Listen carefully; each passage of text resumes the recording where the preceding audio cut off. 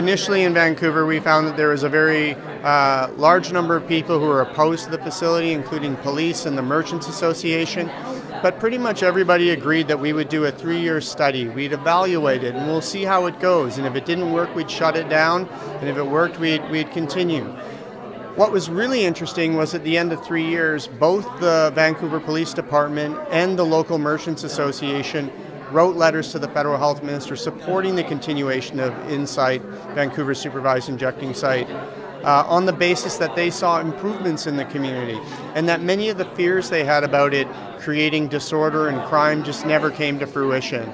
It's just another small intervention to add to the set of services we deliver to this population to reduce harm, but also to save costs and to make communities safer. I'm not a safe injection site advocate. I'm a public health researcher, and I advocate for evidence-based strategies. Supervised injecting sites are one small part of that. We will collaborate with our community partners. That is our hope, and our responsibility is to the security and safety of the broader public, as well as those that are injection users. So our goal is to be part of the solution.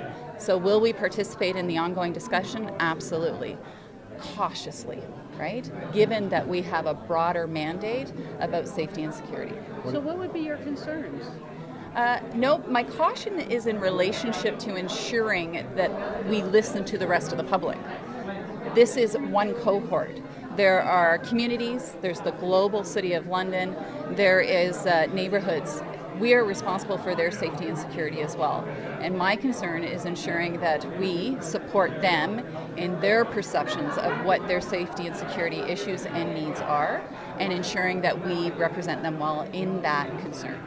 Well, I think supervised injection services seem like they're really necessary in the City of London. You just look at the scope of the problem, it's very clear that the status quo is not working, right? We've got discarded needles in and around businesses, you've got people injecting in doorways. I mean, that's not working for anybody. It's not working for the drug users. It's not working for people who are trying to do other business in the area, whether it's downtown, Old East, Soho, wherever. That's not working. I got guys who run laundromats who call me and say, this is up on Oxford Street, someone's injecting in my laundromat overnight. You know, like that's getting a problem. It's a big problem and it needs to stop. We need to bring this kind of service into the City of London. The question is how? How can we do it most effectively in the best way possible? You know, we're not Vancouver. We have a different kind of drug-using population. You see from that hepatitis C map how widespread the issue is all throughout the city. Those are people not just who are injecting drugs, but people who are injecting drugs that have hepatitis C already. And so I think we got to have a citywide response. We got to be really careful about how we do that in consultation with the community, figure out a way that's going to work for both the drug-using population and everybody else in the City of London. In places where your population is a little more dispersed geographically, that's where having maybe a higher number of smaller sites is the best approach, because you'll be able to reach more of the population than if you just locate it in one place. We do know from experience that people won't travel huge distances to use these facilities, so ensuring that it's close to where people use and buy drugs is most important, arguably more important than having it close to where they live. What we learned today is the seriousness and the scale of the problem that we have locally with regard to injection drug use. And what I think today really set a message home for the community is that this problem is very serious and that we need a community citywide response to it. And one thing that I'm very optimistic about is today wasn't a conversation about should we or should we not go forward. It was how, when, and where. There are so many components to a supervised injection site.